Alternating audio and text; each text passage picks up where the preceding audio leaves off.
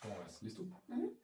Perfecto. Bueno, pues primero que nada, bienvenidos a todos, ¿no? Muchas gracias por estar en esta pequeña y breve sesión para platicar de este tema tan bonito que es armar equipos de Behavioral Design. Porque al final del día, como vamos a ver, son grupos que van a tener la posibilidad de trabajar con herramientas que optimizan de cierta manera procesos, productos, servicios y demás. Entonces, vamos a empezar con esto. Y les digo, el objetivo de la sesión de hoy principalmente es responder esta pregunta, ¿no? ¿Cómo podemos conformar un equipo de Behavioral Design dentro de una empresa pública, privada? ¿No? Al final del día también vamos a hablar de las diferencias entre ver un grupo de personas trabajando en una empresa y ver un grupo de personas trabajando en un gobierno. Probablemente ustedes que estén conectados ya hayan escuchado de versiones o de grupos trabajando en ambos lugares y va a ser muy importante entender qué hace diferente a cada grupo, ¿no? Cuáles son las diferencias principales entre trabajar con estas herramientas en la academia, en empresas y en política, ¿no? Ahora, justamente lo que vamos a estar viendo es estos siguientes 5 puntos. Vamos a empezar primero, pues, descubriendo básicamente qué es esto de Behavioral Design, por qué es importante contar con un equipo, cómo se estructura, cuáles son las bases prácticamente de perfiles y demás que tenemos que conformar para poder tener todo lo necesario para operar las herramientas que vamos a tener que operar. Y por último, qué tipo de equipos que ya están conformados pueden, con muy poco trabajo, especializarse en replicar y en llevar a la práctica estos conceptos de Behavioral Design. Al final vamos a ver un pequeño espacio. Por si alguno de ustedes tiene alguna pregunta o lo que sea, podemos platicar sobre eso, ¿vale? Entonces, primero que nada, empezamos por lo básico, ¿no? Entender qué es Behavioral Design y cómo lo tendremos que entender nosotros para poder llevarlo a la práctica a través de un grupo. Por ejemplo, primero podemos entender esta disciplina como la aplicación de 3 elementos muy importantes: las ciencias del comportamiento, el método experimental y las herramientas y procesos de diseño al diseño de productos, servicios, estrategias que busquen cambiar el comportamiento de las personas. Y les digo, esto es muy interesante porque al final quizás verlo en palabras es un poquito vago, ¿no? Pero si lo vemos con esta pequeña gráfica, podemos entender el gran potencial de voltar a ver estas herramientas al momento de entender a las personas. Por un lado, ¿no? Dentro de lo que vimos ahorita, hablábamos de las ciencias del comportamiento, la aplicación de todas estas disciplinas que se han dedicado a entender justamente cuáles son los procesos cognitivos y de decisión que están involucrados en las decisiones y los comportamientos de las personas. Piensen, al final del día, el core de estos equipos va a tener que ser el conocimiento que puedan ellos manejar y que puedan ellos dominar sobre cómo llevamos a la práctica estos principios y estos conceptos. En última instancia, acuérdense, estamos hablando de un grupo de Behavioral Design y esto prácticamente va a ser el core de ese grupo. Pero así como existe este core enfocado en entender justamente procesos cognitivos, procesos de decisión, tenemos también otro elemento muy importante, otros elementos muy importantes que son tanto el método experimental, que por un lado nos va a dar acceso a evidencia, rigor científico, y por otro lado, las herramientas y procesos de diseño. Bien interesante porque piénsenlo, en el momento en el que vemos estos 3 elementos funcionando entre sí, pues tenemos esta disciplina que nos va, o este grupo más bien de disciplinas que nos va a dar un alcance muy grande respecto al conocimiento que tengamos de cómo las personas deciden. Tenemos esta segunda disciplina muy importante que va a estar enfocada en medir el impacto de las cosas que estamos haciendo, es decir, tener el acceso a evidencia y rigor científico en el sentido de saber que las intervenciones que estamos haciendo efectivamente están impactando el comportamiento y las decisiones que queremos que impacten. Y por último, pues el medio que vamos a tener que tener a la mano para poder llevar todos estos principios a la práctica. En este sentido, les digo, es bien interesante ver prácticamente cómo tendremos que terminar de complementar los 3, digamos, grandes rubros que van a tener que tener o que debería de tener un equipo de Behavioral Design para poder operar adecuadamente, ¿no? Entonces, prácticamente como lo pueden ver, el objetivo de tener un equipo de esta naturaleza es poder tener o integrar estas 3 grandes, digamos, disciplinas buscando entender y integrar, digamos, hallazgos del comportamiento al diseño de productos, de servicios o de estrategias, ¿no?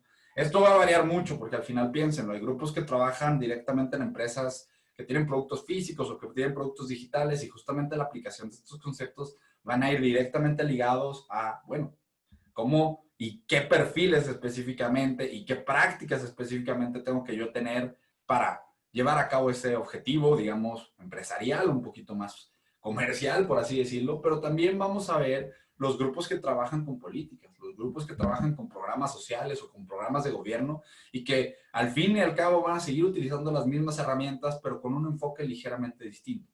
Eso es lo bonito de esto. O sea, al final del día, el enfoque final es lo que va a hacer, digamos, que todos estos grupos no sean homogéneos. Al final del día, todos estos grupos van a tener naturalezas y enfoques bien diferentes.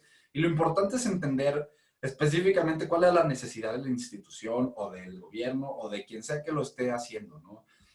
Luego, en ocasiones, pues, y lo vamos a ver más adelante, el no tener una política perfectamente clara respecto a cuál es la visión de cambio de comportamiento de la organización puede representar problemas pues de cómo llevar esto a la práctica, ¿no? Les digo, al final, un elemento muy importante es que todos estos grupos se van a concentrar en elementos que facilitan la adopción de políticas o de programas o de productos y demás, ¿no?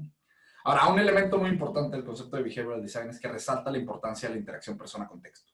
Y eso es algo muy importante porque en términos de una empresa que lleva productos a mercado, en términos de un gobierno que lleva políticas a mercado, en términos de una institución que lleva elementos de contacto con personas, ¿no? Entender lo que sucede en esta interacción persona-contexto y persona-contexto-producto es muy importante. Justamente por eso es el objetivo de entender y de integrar las ciencias del comportamiento para que no solamente estemos entendiendo, digamos, elementos de la interacción tal cual, sino elementos de los procesos cognitivos que hay detrás de esta interacción. Les digo, eso es la parte interesante porque ahí es donde prácticamente estas herramientas se convierten, yo le digo mucho como abrir una pequeña compuerta que está atrás, ¿no? Es decir, los problemas muchas veces los buscamos en términos de preferencias, en términos de gustos y demás, pero cuando empezamos a entender los procesos de decisión y los procesos cognitivos de la persona de valoración, es casi como si fuéramos atrás, abríamos una compuerta y encontrábamos prácticamente algo que por mucho tiempo no ha sido abierto, ¿no?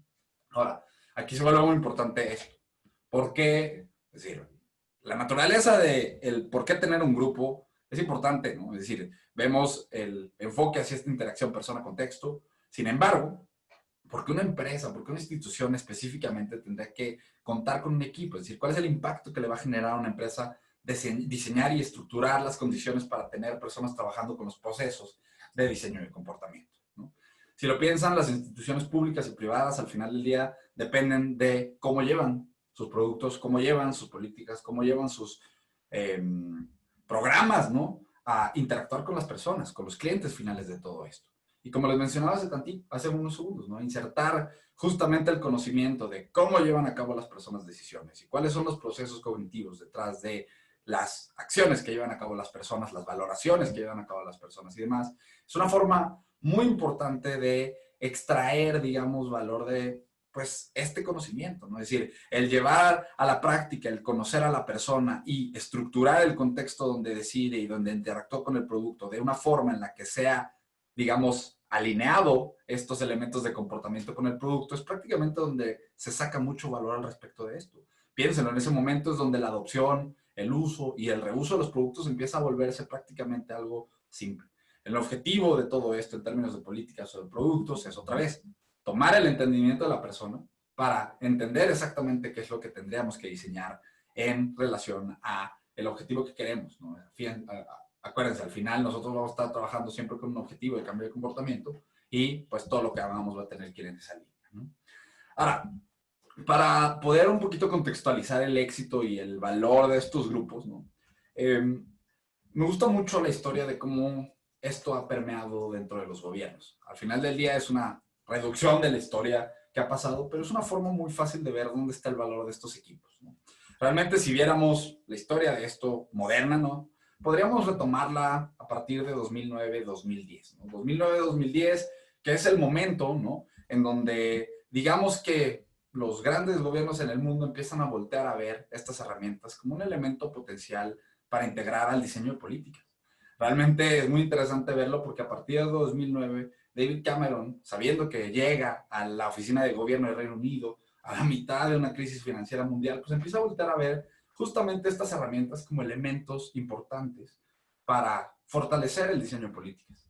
Ellos empiezan, es muy interesante esto porque inician, digamos, un experimento en donde crean el Behavioral Insights Team antes de ser el Behavioral Insights Team como tal. Es un pequeño grupo a los cuales les autorizan un presupuesto, una fecha límite y le ponen ciertas métricas de éxito. Si el equipo logra esas métricas de éxito, se queda todo esto. Si no logra las métricas de éxito, digamos que todo se va abajo. Ahora, es bien interesante porque ellos, poniéndoles esta meta, ¿no? Este reto, logran eventualmente oficializar la formación del grupo en 2012. Y eso es un mensaje muy interesante para el mundo en ese momento, ¿no? En ese momento el concepto ya era relativamente importante, ¿no? Ya se tomaba dentro de las conversaciones de diseño de política pública principalmente. Y pocos años después, ¿no? 2015 fue cuando Obama firma la orden ejecutiva para que todas las dependencias del gobierno de Estados Unidos empiecen a utilizar estas herramientas. Véanlo, es decir, son prácticamente situaciones relativamente consecutivas, ¿no? Donde se abre este grupo, digamos, como un experimento dentro del gobierno del Reino Unido, esto empieza a permear poco a poco a otros gobiernos, y en 2015, digamos que Estados Unidos hace el movimiento espejo, oficializa esto, ¿no? Y empieza prácticamente a partir de 2015 la popularización de estos conceptos. De hecho, ahorita les vamos a mostrar una lista, ¿no? De empresas, de 25 empresas top que tienen justamente grupos y que los han ido conformando a partir de este año, a partir de 2015. 2015, digamos que marca en el mundo el crecimiento realmente de los grupos destinados a esto. Y justamente los hechos que han sucedido recientemente, pues solamente terminan fortaleciendo todo esto, ¿no? En 2017 Thaler gana el premio Nobel, ¿no? En 2018 se empieza a integrar justamente como recomendaciones, por ejemplo, impulsadas por la OCDE, por algunos otros organismos, el integrar estas herramientas y estos grupos a los círculos de gobierno, a los altos círculos de gobierno, ¿no? Ahora, de hecho, si están muy interesados en saber quiénes son los que tienen grupos, de qué tipo de grupos están, hay una iniciativa muy interesante que impulsa el Action Design Network. ¿Se acuerdan? Digamos, el Action Design Network es esta red mundial de personas que están muy enfocadas en la aplicación de estos conceptos. Y la BSPA. BSPA es Behavioral Science and Policy Association, y estos cuates prácticamente son un grupo muy académico que ha extendido, que ha tratado de tomar este papel de ser la conexión entre la academia y la parte práctica. De hecho, en este sentido, el Action Design Network es tal cual una red de practitioners, ¿no? Y el objetivo de estas personas fue tratar de mapear qué estaba pasando en el mundo, ¿no? Ellos fueron a identificar más de 400 grupos en el mundo trabajando con estos conceptos. Si lo piensan, 400 todavía es un número bastante pequeño.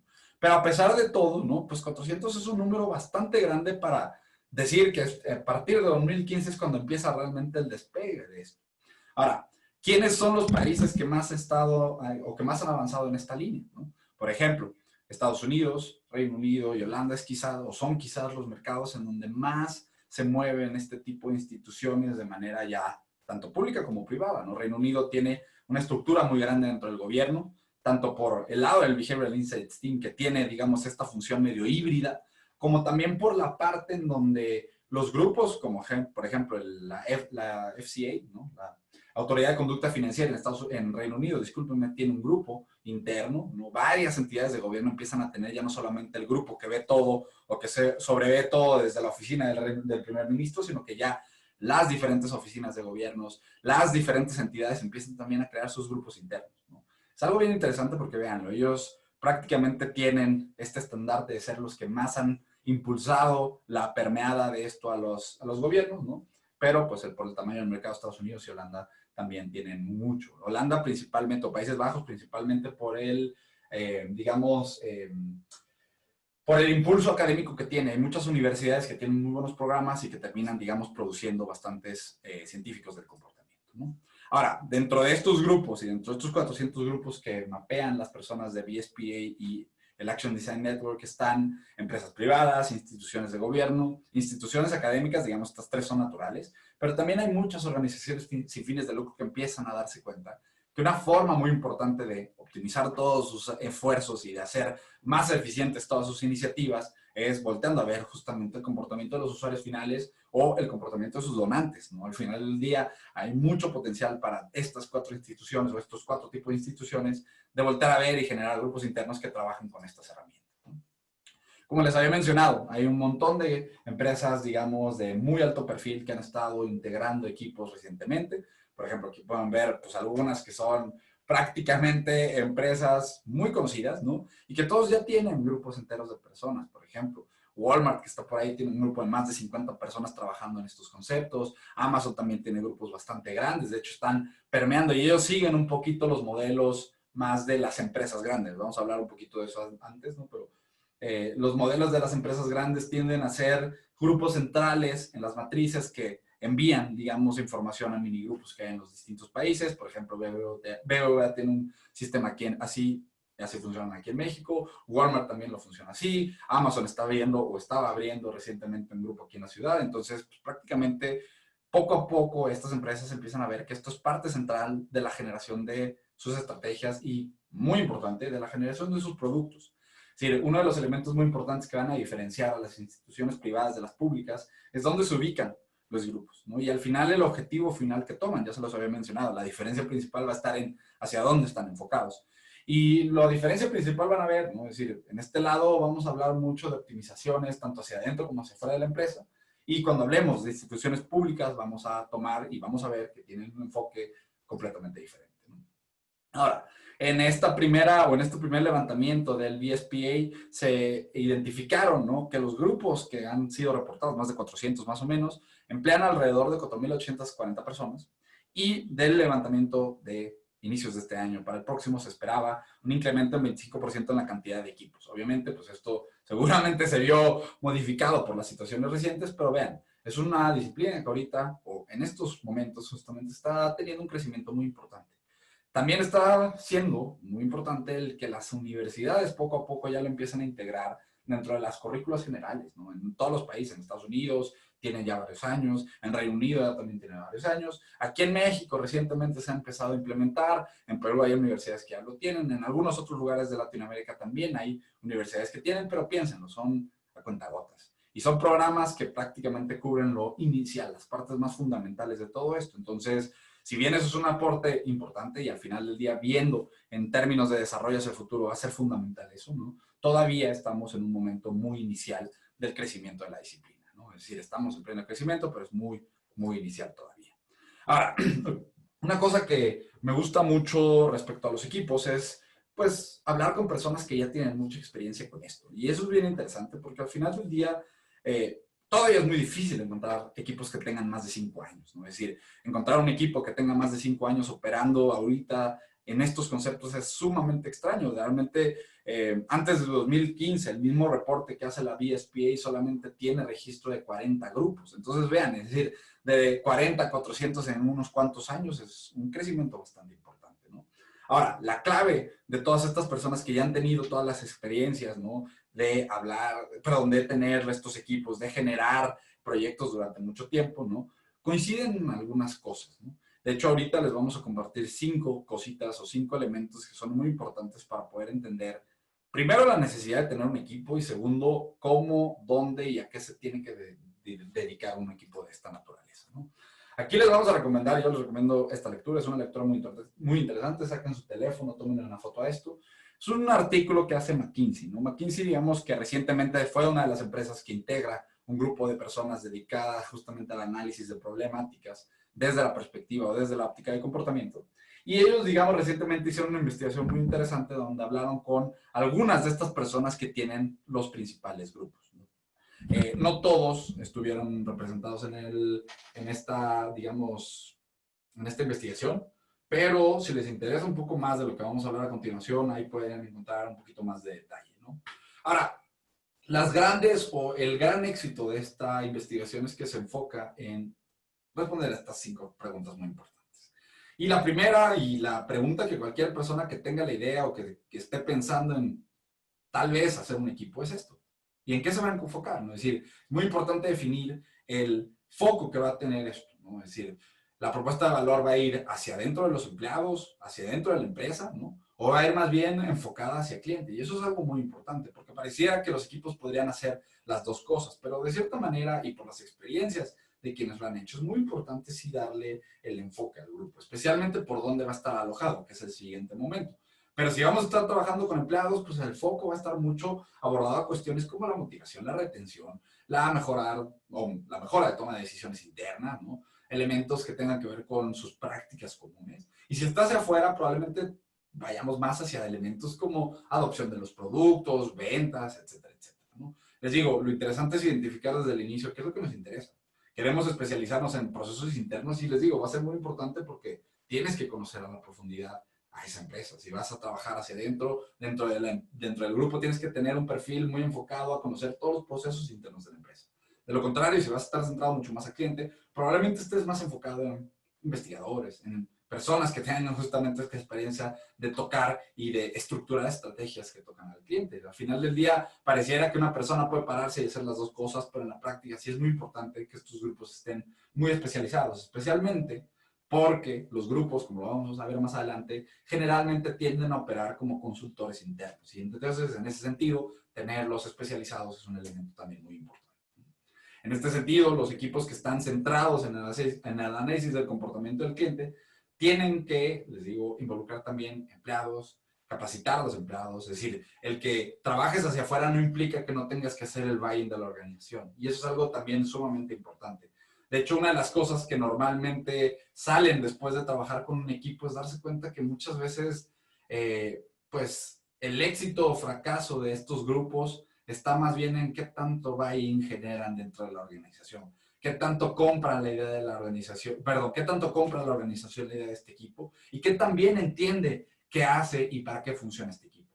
Uno de los problemas que se menciona en este reporte y que también nosotros conocemos de personas que tienen tiempo trabajando con estos equipos es justamente esta incapacidad, ¿no?, que puedes llegar a tener en ocasiones de, pues, de generar esta creencia y de entender realmente lo que hacen, ¿no? Muchas personas lo que nos terminan diciendo es que inician, ¿no?, los grupos empezando por lo típico, pequeñas intervenciones muy simples de incentivos que cambian decisiones, que en última instancia, ¿no?, al no tener un enfoque claro, pues terminas un poquito distorsionando la visión de estos grupos hacia la empresa. Entonces sí es muy importante que se tenga un enfoque claro de en dónde se va a enfocar y, perdón, en dónde va a trabajar, ¿no? Es decir, qué tipo de problemáticas va a abordar. Y por otro lado, en el momento en el que defines eso, también se tiene que definir dónde va a vivir este equipo. Y en el dónde va a vivir este equipo hay muchas cosas por ver. Al final del día, la naturaleza de los grupos ha sido generalmente siempre permeando desde arriba.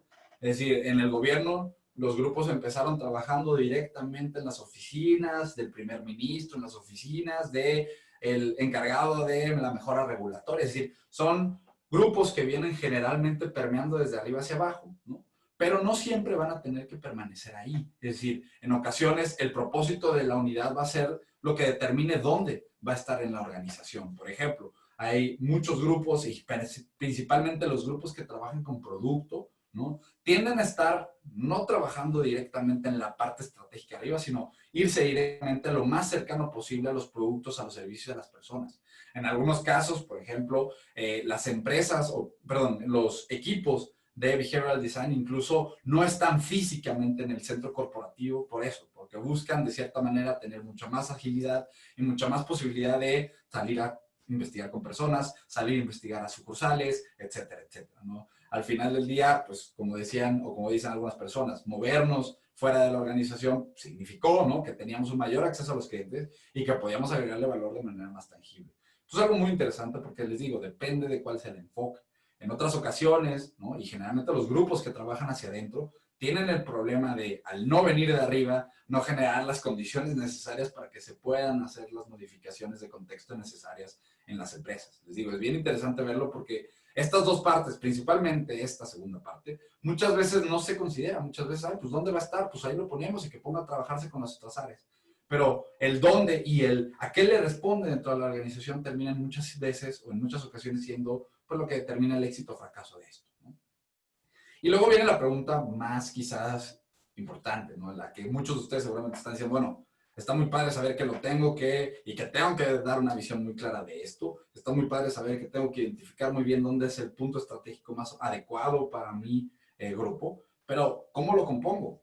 ¿Cómo lo construyo, no? Y aquí es donde se vuelve interesante esto porque también depende de cuáles sean los objetos. Es decir, las preguntas de atrás es lo que te va a permitir a ti saber, bueno, dentro de dentro de la estructura natural de un grupo, ¿qué elementos debería de yo realmente terminar contemplando? Por ejemplo, los grupos en promedio trabajan entre 3 a 8 miembros, ¿no? Nosotros, por ejemplo, en el IMEX somos 6 personas, y los grupos grandes son hasta 50 personas, ¿no? Realmente les digo, los grupos grandes terminan siendo más bien, o en muchas ocasiones, grupos que terminan trabajando en esas cantidades de personas porque trabajan en estas metodologías, digamos, ágiles, donde distribuyen a sus personas por diferentes unidades y entonces empiezan a generar, pues, digamos, pequeños batches de diseño, ¿no? Ahora, perdónenme, sí, aquí. Entonces, no, discúlpenme, está acá, sí. Entonces, la clave de esto, de cómo componer un equipo está aquí, ¿no? Es decir, lo que tú vas a buscar independientemente de si tienes un grupo pequeño o si tienes un grupo grande, es, por un lado, tratar de conseguir personas que tengan experiencia práctica en experimentación y que tengan además una formación académica relevante, ¿no? Es decir, muchas veces, y esto es pues un poquito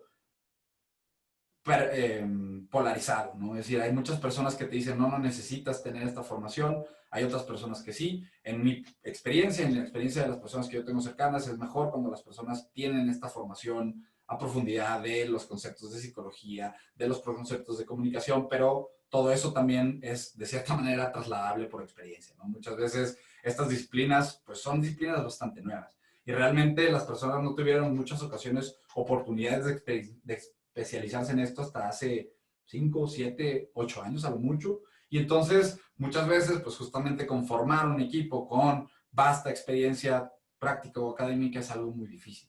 Entonces, en ese sentido, a veces el componer al equipo o componer las unidades de Behavioral Design implica o consiste en directamente generar una capacitación interna, ¿no? Realmente la mayoría de los equipos comparten eso. Todos están constantemente en capacitación porque al final del día estos conceptos, y este tema es un tema súper profundo, especialmente conforme lo vas llevando a distintas dimensiones de la interacción con las personas. Entonces, si tú no tienes justamente esa capacidad o esa experiencia, el problema que vas a tener es justamente la necesidad de capacitar a las personas.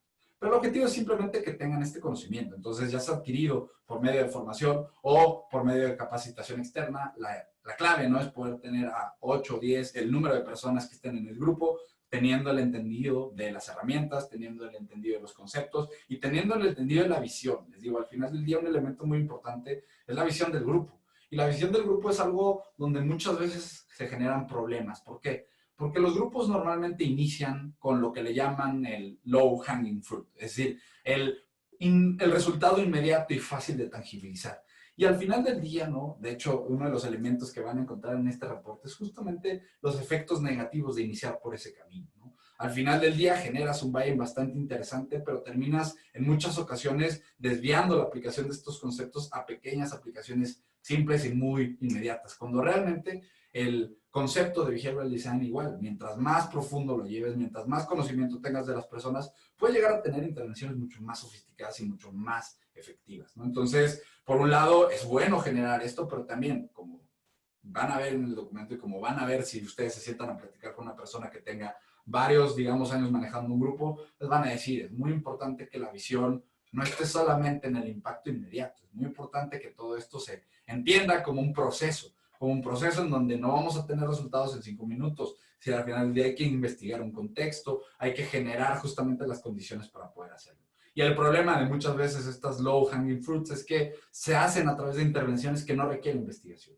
Y el problema de esto es que después, pues todas las investigaciones se quieren hacer sin investigación, perdón, todas las intervenciones se quieren hacer sin investigación por hacerlos ágiles o rápidos, y entonces es donde empezamos a asumir, donde empezamos a generar supuestos de las personas, y es donde justamente estas herramientas empiezan a fallar. Entonces les digo, es muy importante que no solamente veamos esto como juntar un grupo de personas que nos gusta el tema y que lo tenemos que hacer, es decir, hacia adentro de la organización hay que justamente generar el buy-in, la visión y la ubicación dentro del grupo para que todo esté puesto de una forma en donde se facilite el éxito del mismo, ¿no? De cierta manera, los grupos en promedio, ¿no? Podríamos entenderlos como una combinación de estos tres elementos. Principalmente los dos de arriba y de la izquierda van a estar siempre presentes, ¿no? Es decir, un grupo de estos siempre tiene que tener personas idealmente que tengan un core, un conocimiento muy grande de lo que son las ciencias y las ciencias del comportamiento y sus versiones aplicadas, los modelos aplicados.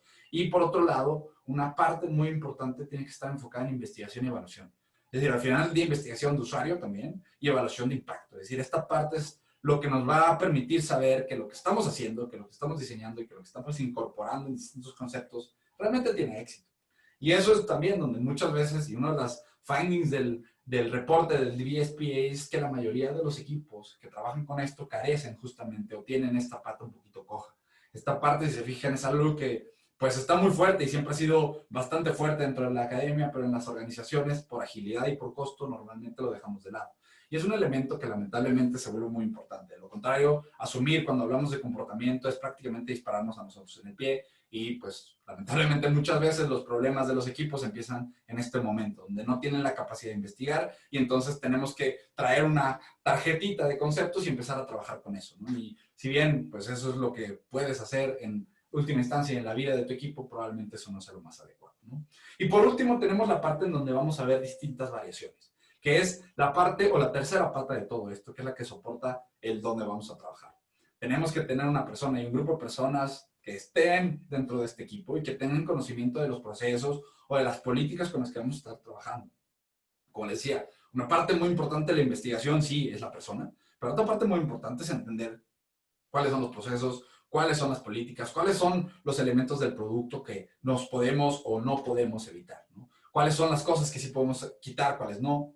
Si no tenemos ese elemento, lo que termina pasando con los equipos que solamente abordan la parte de arriba y la parte de la izquierda es que terminamos teniendo muchas veces desapego, digamos, en la manera de crear intervenciones. ¿Por qué? Porque muchas veces no existe el conocimiento de los procesos, no existe el conocimiento de la política y entonces vienen estas recomendaciones de vamos a crear una aplicación que haga XXX, ¿no? Que al final del día es interesante, pero al no tener esta conexión con el proceso implica una inversión extra y pues ya de inicio eso va con la cancha en contra, ¿no? Les digo, es bien importante entender que al final, dentro de estos tres rubros, es como se va a tener que popular esto. Es decir, por un lado, ¿quiénes van a tener este conocimiento core de Behavioral Science? Pues las personas que tengan formación en psicología, sociología, economía del comportamiento, antropología. Es decir, son las personas que van a tener y que van a, de preferencia, no tener experiencia manejando modelos de cambio de comportamiento, que puedan estructurar una investigación conforme a los principios de un modelo de cambio de comportamiento y que puedan estructurar un proyecto conforme a esto. Tendríamos que tener también algunas personas enfocadas en investigación y evaluación. Tenemos muchos UX researchers, por ejemplo, que están tomando estos papeles porque tienen al final la posibilidad de investigar procesos y personas. Pero investigadores en general va a ser muy importante. Evaluadores de impacto también forman mucho parte de estos equipos. La evaluación de impacto es una de las disciplinas más complejas que tiene esto y más importantes porque es lo que nos va a permitir saber si lo que hicimos funcionó o no funcionó.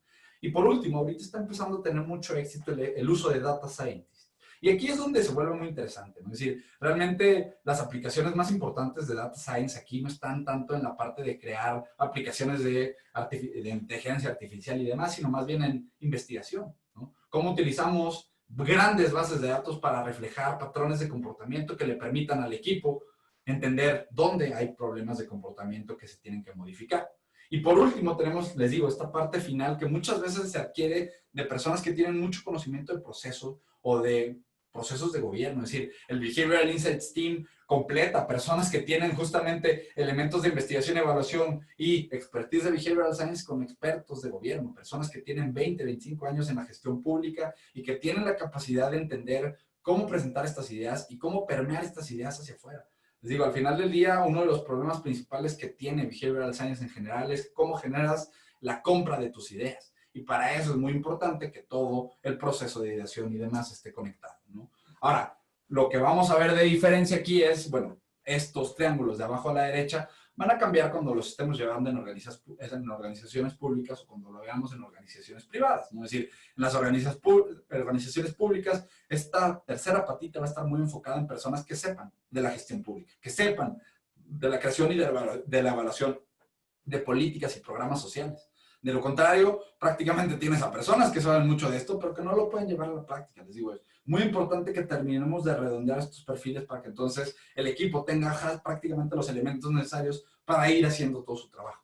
Y por último, tenemos esta parte de, si estamos en una organización privada, pues muy probablemente no vamos a necesitar tal cual una persona que sepa de política y de gestión pública, sino más bien una persona que sepa de los productos, de los servicios, de los procesos de la organización. Si es hacia adentro, pues una persona de recursos humanos o de operaciones nos van a servir mucho. Son personas que nos van a permitir saber exactamente qué es lo que está pasando y por qué está pasando. Si estamos trabajando hacia afuera, pues más bien vamos a trabajar con el equipo de diseño de producto. Los product designers ahorita están siendo, y los product managers ahorita están siendo prácticamente personas que tienen que operar estas herramientas porque son quienes tienen en última instancia las decisiones de los productos, ¿no?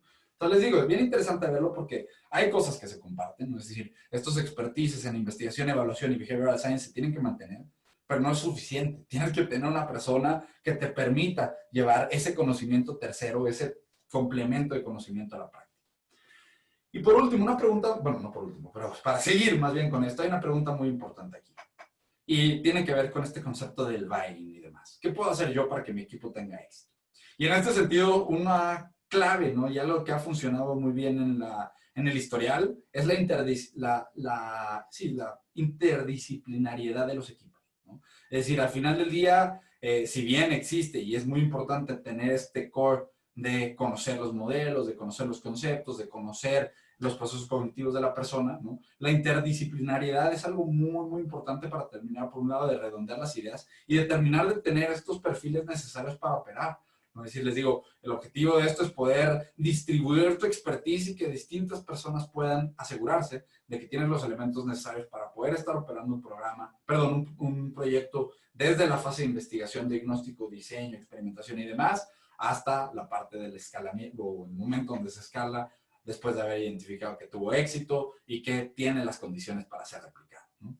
En este sentido, les digo, muchas veces los científicos o los investigadores van a ser muy importantes para la parte de comportamiento, la parte de experimentación, pero muchas veces los diseñadores son fundamentales para llevar los procesos de diseño a la práctica. Es decir, al final del día, acuérdense, dentro de todo esto tenemos que tener las herramientas, los procesos necesarios para llevar estos principios a la práctica. Y el problema muchas veces es cómo llevo estos principios a la práctica de manera sistemática, ¿no? Muchas veces lo hacemos porque, ay, se me ocurre, mire, y si le ponemos aquí. El objetivo es tener justamente modelos y procesos que nos permitan tener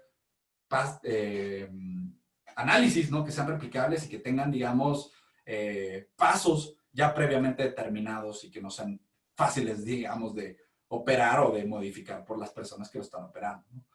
Al final del día les digo, el objetivo es poder tener de un lado lo necesario para saber qué es lo que estamos haciendo, lo necesario para saber qué estamos generando en términos de impacto y lo necesario para saber qué es lo que tenemos que terminar de impactar ahí. Es decir, el conocimiento de los procesos internos, de los procesos de llevada al cliente, de las políticas y de las evaluaciones de políticas son partes muy importantes, ¿no?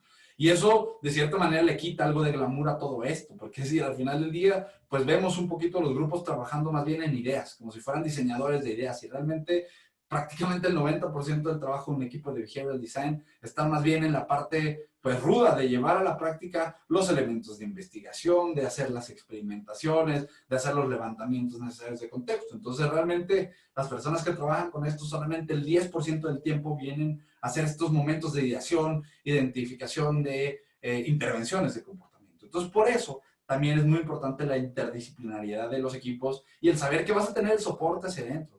Les digo, articular esta visión de cuál es la manera en la que este grupo va a generar valor y comunicarlo a todas las partes de la institución, discúlpenme, es muy importante, ¿no? Uno de los problemas muy recurrentes de esto es que las personas que terminan operando estos equipos o formando parte de estos equipos muchas veces son bañadas, ¿no? De solicitudes que a lo mejor no van en la línea, tal vez, de el grupo como tal, ¿no? Entonces les digo, es muy importante que no solamente veamos esto como bueno, tenemos que llevar estos conceptos a la práctica, sino hacia adentro. Hay que crear los procesos necesarios, hay que crear los elementos y el buy-in necesario para que esto tenga éxito. Les digo, hay varios casos en donde se lanzan estos equipos y por falta de poder generar impacto, por falta de poder generar esta visión compartida a lo largo de la organización, terminan o partiéndose o terminan convirtiéndose más bien como parte del equipo de investigación del cliente o algo así, donde se diluye un poquito su funcionalidad, ¿no?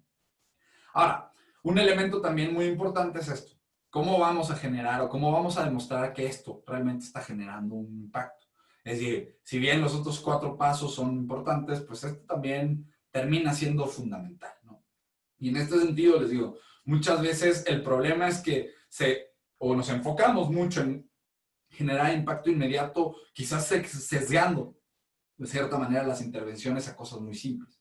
Y les digo, es importante también entender que pues al final del día todos los movimientos o todas las intervenciones que hagamos tienen que tener esta medición y tienen que ser evaluadas, ¿no? Es decir, al final del día el poder llevar a la práctica, vamos a decir, no a la práctica, sino el poder llevar registro de todos los elementos de impacto que han generado los grupos y las iniciativas es algo muy importante, ¿no? Por ejemplo, una parte muy importante para mencionar es que la creación de una unidad de nudges, ¿no? Al final del día requiere contratar expertos que comprendan no solamente heurísticos y estadísticas, sino que sepan al final cómo funcionan las organizaciones, cómo generar estas relaciones con stakeholders importantes de la organización que van a ser quienes te van a comprar esta idea y te van a permitir experimentar e intervenir su producto. Piénsenlo, al final del día muchas empresas dependen de que exista este proceso burocrático y si no tenemos personas que sepan operar y que sepan engrasar esto, el grupo al final del día se va a morir, ¿no? Entonces es muy importante, ¿no?, que podamos nosotros incorporar todos estos elementos para incrementar las probabilidades de éxito del equipo, ¿no? Les digo, lo que ha pasado recientemente es equipos que duran un año y medio y que terminan muriendo porque no logran realmente justificar su existencia. Si nosotros nos alineamos con estos 5 elementos y cuidamos que siempre estemos justamente verificando que el impacto vaya a ser positivo, ¿no?, vamos a tener justamente un impacto bastante bueno, ¿no? Ahora, en términos de cómo se verían o cómo se podrían ver estos equipos en la práctica, ¿no? Por ejemplo, en instituciones privadas, ¿no?, los equipos de Behavioral Design se van a enfocar principalmente en estos elementos. Por ejemplo, muchos de ellos van a estar enfocados en desarrollar, integrar y adaptar modelos de cambio de comportamiento a las prácticas tradicionales de la empresa. Y esto es algo muy importante, es decir, nosotros somos muy partidarios de utilizar los modelos de comportamiento porque al final es una forma de quitar el juicio y quitar, digamos, la determinación del proyecto de la cabeza de la persona. De cierta manera, ¿no?, el depender de una persona y de su creatividad, pues no siempre nos va a dar resultados estandarizados, ¿no? Y lo que queremos con los modelos es poder desesgar a quienes están diseñando para cambiar comportamiento. Es decir, el modelo de cierta manera te obliga a seguir unos ciertos pasos y pues evita que tú le agregues tus elementos personales. No estoy diciendo que sea malo, pero si queremos generar intervenciones que sean sistemáticas y repetibles, pues justamente depender del expertise de una persona no es el camino adecuado, ¿no? También otro elemento muy importante es la actualización constante, ¿no? Es decir, los equipos, por más que sean personas que se han formado y que se han encargado de capacitar a sus mismos miembros, ¿no?, siempre tienen que estar en constante capacitación. Al final, el campo de las ciencias del comportamiento aplicadas es muy profundo y tiene muchos enfoques. Entonces, es muy importante que dependiendo del tipo de producto, servicio o política o área más bien en la que estén enfocados, que estén buscando constantemente actualizaciones de esos temas, ¿no? Es decir, no podemos obviar ese elemento, ¿no? También otra cosa muy importante y que le da mucho éxito a estos equipos es cuando empiezan a trabajar a manera de consultores internos realizando investigaciones sobre el comportamiento de los consumidores o de los empleados para la institución. Esto, pues, al final del día también son elementos muy importantes. Y pues, si los vemos también en instituciones privadas donde yo le veo o donde hay un campo muy importante de éxito potencial es en optimización, ¿no? Es decir, si estos grupos se dedican a encarar la optimización de procesos, a encarar la optimización de adopción de productos y demás, o de comunicación, van a encontrar un área de impacto muy potente. También diseñar contextos que promueven comportamientos favorables en las interacciones de los usuarios también va a ser o un campo muy utilizado. Y la adaptación, ¿no? Es decir, cualquier elemento que te ayude a que los clientes se adapten a un nuevo contexto de trabajo, lo que sea, también puede ser una herramienta muy potente, ¿no? Por ejemplo, acá en México hay algunos grupos como BBVA que ya tienen justamente equipos trabajando dentro, ¿no? Ellos operan, digamos, descentralizado de la matriz de España, pero tienen personas que están específicamente enfocadas en trabajar y en proveer, digamos, a las pequeñas unidades de diseño de los conocimientos necesarios para generar algunas cosas, ¿no? Ahora, eso es la visión de una institución privada, ¿no? En la pública, ¿cuál es la diferencia? En una institución pública el enfoque no va a ir tanto a optimización como en el primero. Aquí, por ejemplo, también vamos a estar enfocados y también tenemos que trabajar con modelos, simplemente los modelos muchas veces cambian. Por ejemplo, nosotros trabajamos con un modelo Create que está muy enfocado en adopción de productos y servicios, ¿no? Es decir, tal cual, en elementos un poquito más enfocados en instituciones privadas. Sin embargo, hay modelos como Combi, por ejemplo, o Behavior Change Wheel, que están completamente hechos prácticamente para operarse en contextos de gobierno. Entonces, también, por eso es muy importante que quienes operan esto sepan diferenciar los modelos por el objetivo del modelo, por el resultado del modelo y que puedan justamente operarlos, ¿no? Les digo, al final, lo que queremos con los modelos es que las personas no estén dependiendo de su propia creatividad y de su propia, digamos, conocimiento, porque les digo, al final, en el largo plazo eso no tiene resultados positivos, ¿no? Ahora, también muy importante, muchas veces los gobiernos se encargan justamente de realizar monitoreos de cambio de comportamiento a nivel poblacional, ¿no? De mantener justamente actualizados, igual que en el otro caso, ¿no? Hay que mantenerse muy actualizado en este campo. También rediseñar y adaptar intervenciones de sectores públicos. Muchas veces los gobiernos se trabajan o se enfocan en rediseñar programas que no han funcionado, ¿no? Es decir, hay muchas unidades de comportamiento que agarran prácticamente programas fallidos y se dedican a reoptimizarlos para que funcionen en contexto real, ¿no? Les digo, es bien interesante porque prácticamente en el gobierno se vuelven más optimizadores, más bien más tapa o apaga incendios, ¿no? Es decir, al final del día las instituciones lo que buscan es limitar el desaprovechamiento de sus recursos, mientras que en el otro lado vamos a estar enfocados mucho más en sí generar un cambio como tal en las actitudes de compra, en las actitudes de adopción, etcétera, etcétera, ¿no? Y aquí, por ejemplo, estaríamos muy enfocados en diseñar contextos que favorezcan comportamientos que son, por un lado, socialmente aceptados o la adopción de políticas públicas y programas sociales, ¿no? Les digo, al final, ambos van a utilizar las herramientas, ambos van a tener una estructura similar, pero el enfoque va a ser diferente. Y el tipo de modelos y el tipo de personas y perfiles también debería ser diferente. Al final del día sí es muy importante que diferenciemos, ¿no?, el enfoque de cada quien y tomemos el expertise de las personas para poder estructurar equipos públicos o privados, ¿no?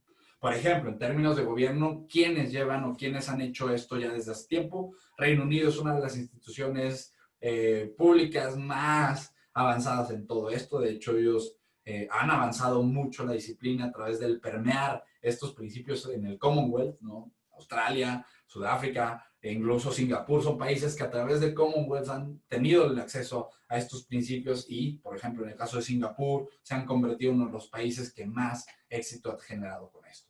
Por ejemplo, el Reino Unido, pues tiene el BID, ¿no?, que empieza siendo parte del gabinete o el gabinete del Reino Unido, de David Cameron, discúlpenme, y después se genera o se separa como una entidad aparte.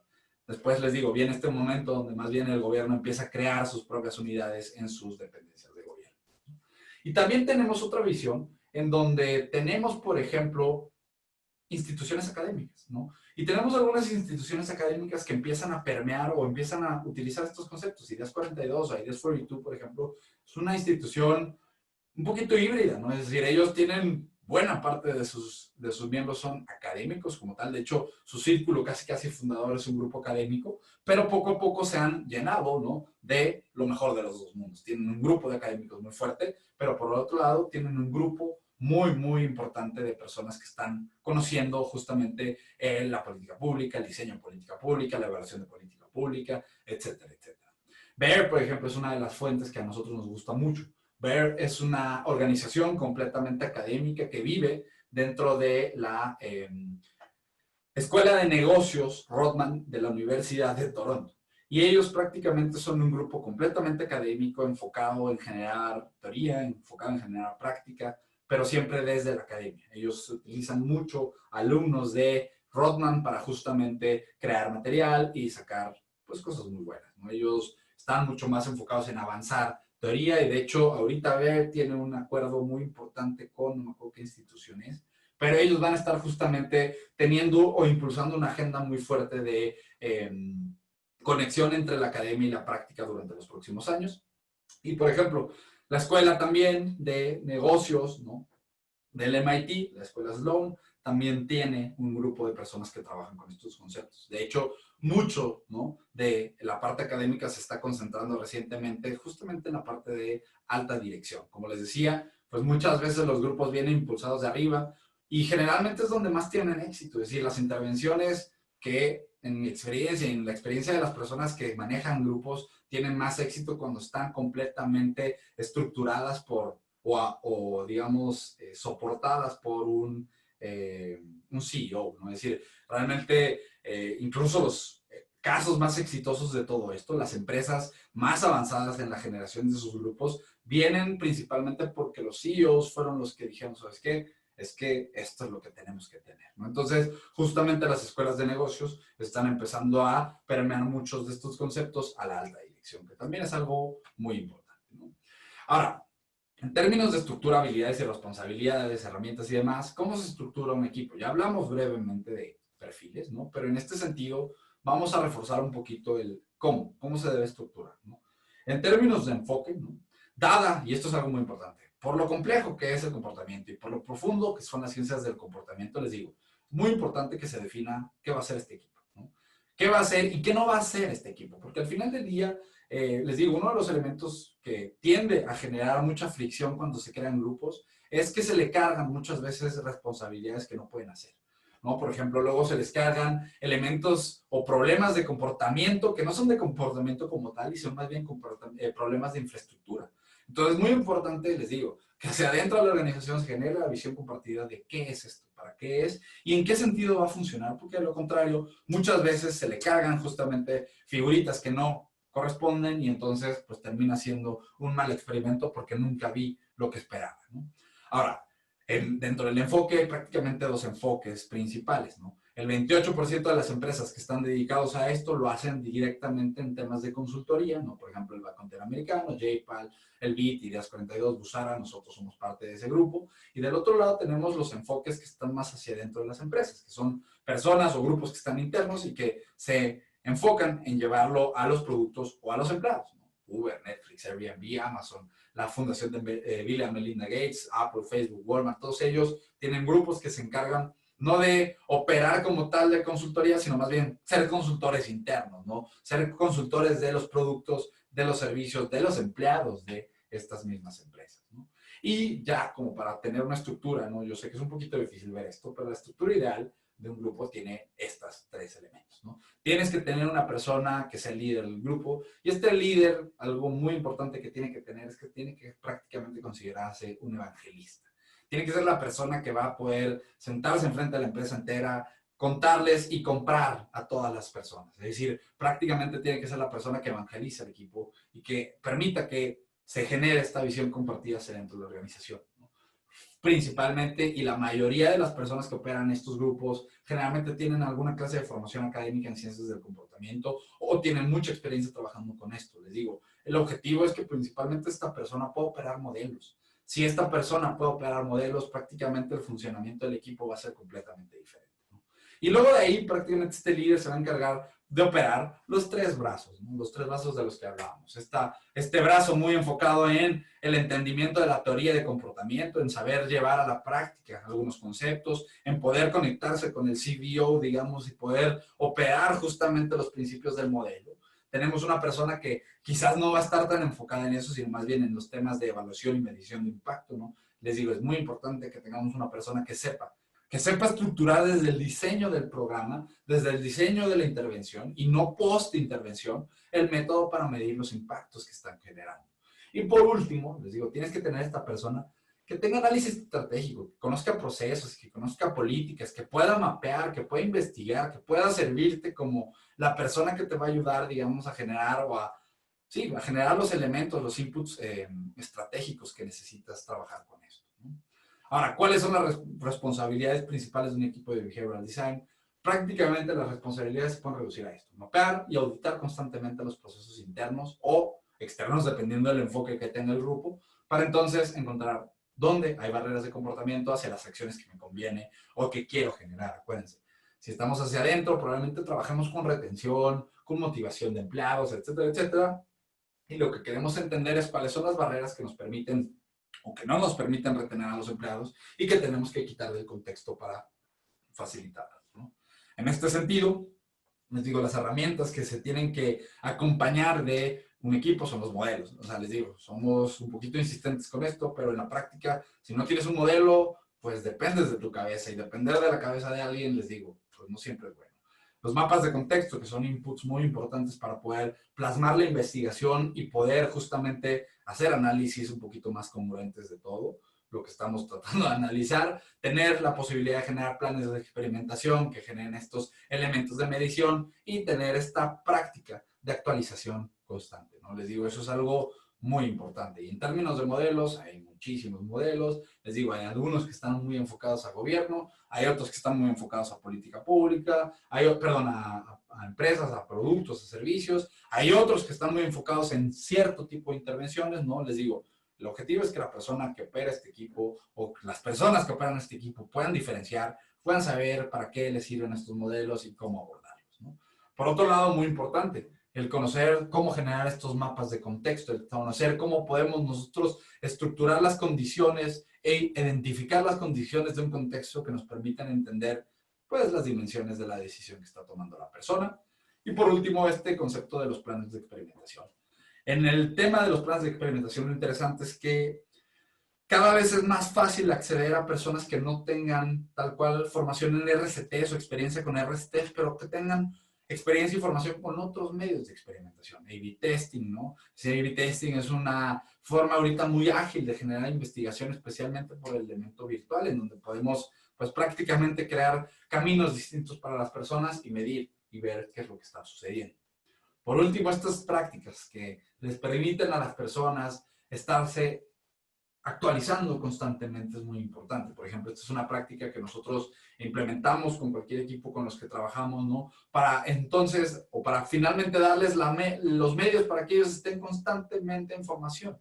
Es decir, esto es prácticamente una práctica de Behavioral Insights que te busca o que busca obligar a las personas que forman parte de estos grupos a estar llevando a la práctica identificando, discúlpenme, estos conceptos en el campo, ¿no? Les digo, es un elemento y son prácticas que al final del día quieres implementar para, de cierta manera, seguirle sacando punta al lápiz, ¿no? Es decir, mientras más efectivos sean los equipos y mientras más expertos sean, mejor, ¿no?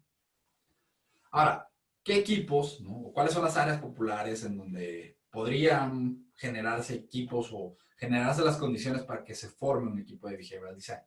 Muchas veces, ¿no?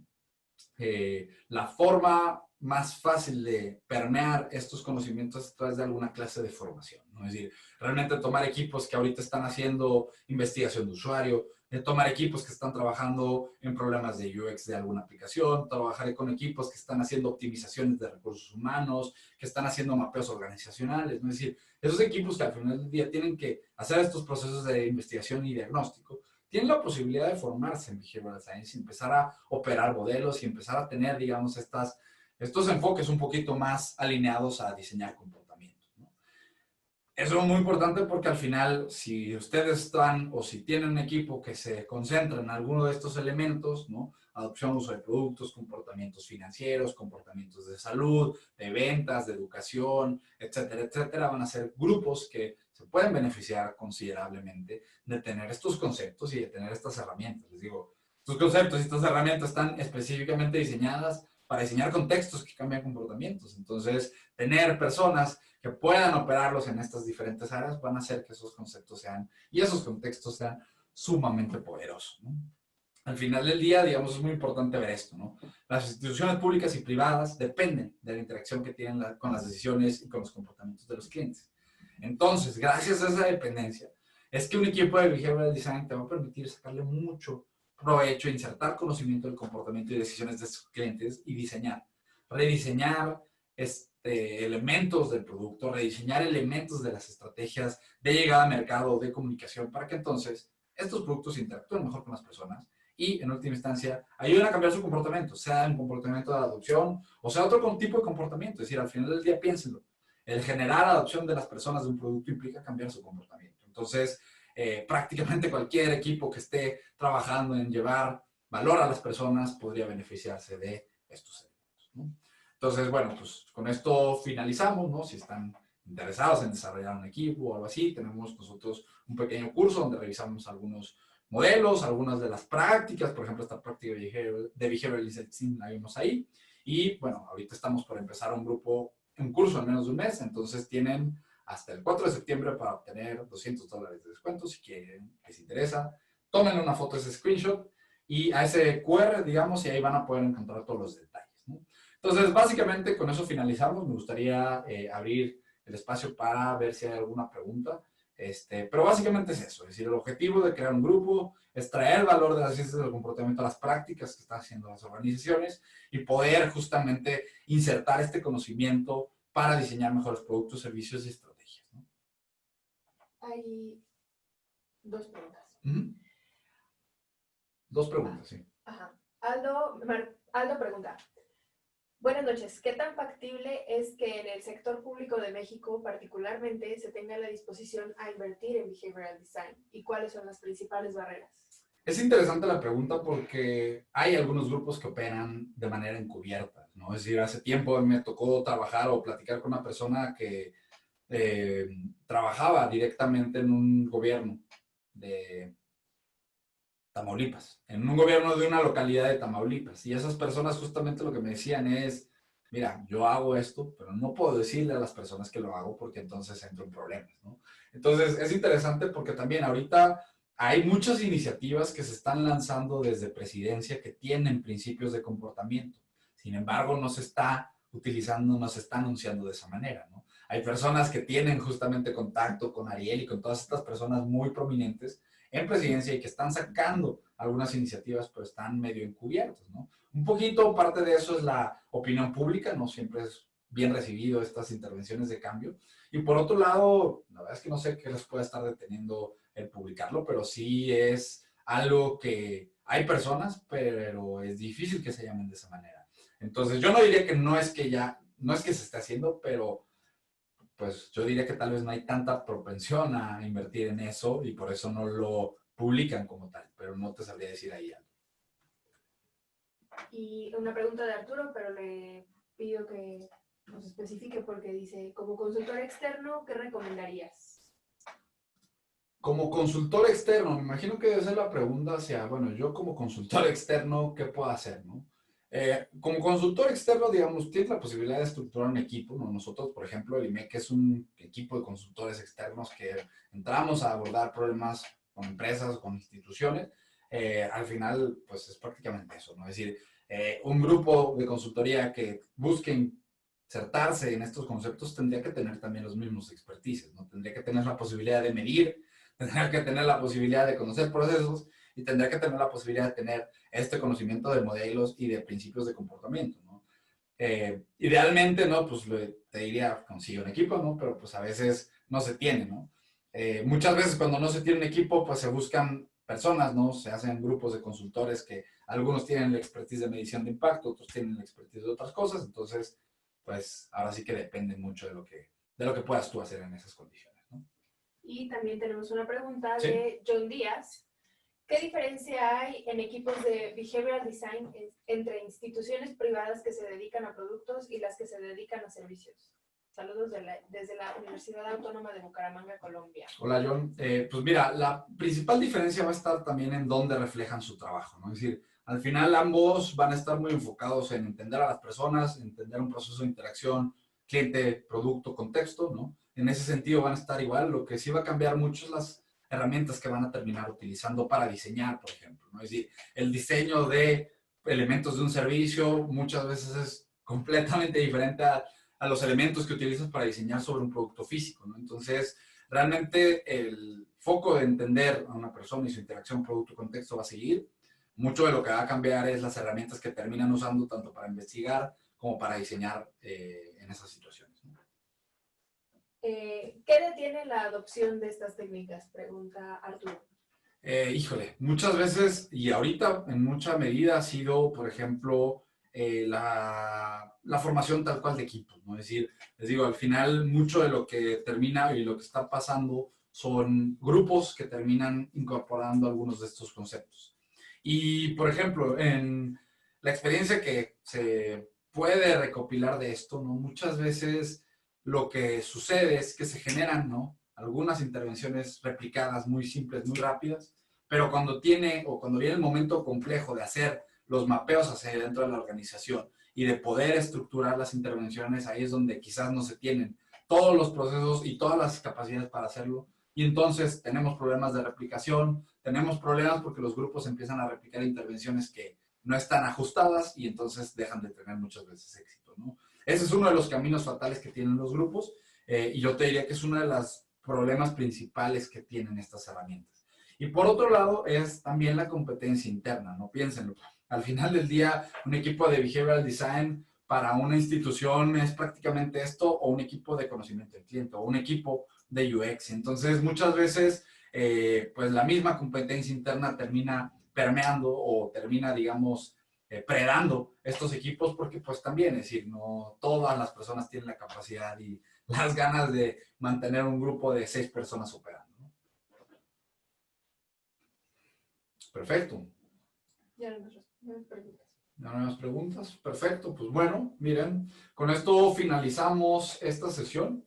Les digo, al final, el objetivo de esto es un poquito el ver la importancia, ¿no? De seguir, pues, profundizando en estas herramientas. Al final, seguimos en una posición muy nueva con todo esto. Pronto, les digo, muchos de estos equipos se van a empezar a especializar hacia estas disciplinas y justamente el ir previendo, el ir teniendo justamente esta visión de cómo se tendría que conformar un equipo y demás es bastante importante, ¿vale? Entonces, bueno, pues muchas gracias por estar aquí. Si estuvieron registrados, les vamos a mandar la grabación del webinar, les vamos a mandar algunos otros recursos para que puedan seguir abordando estas dudas de cómo conformar un equipo. Y estén pendientes, la próxima semana, el próximo viernes, no mañana, sino de mañana en 8, tenemos un webinar un poquito diferente. Vamos a estar hablando con un grupo de abogados que llevan justamente estos conceptos al diseño legal. Entonces va a ser bien interesante porque al final del día es una visión un poquito diferente, pero vamos a tocar un tema que nunca hemos tocado, que es el tema de la integración de las leyes con los principios de comportamiento, ¿vale? Entonces, bueno, muchas gracias por estar aquí. Nos vemos en la próxima semana, el próximo viernes, ¿vale? Bye.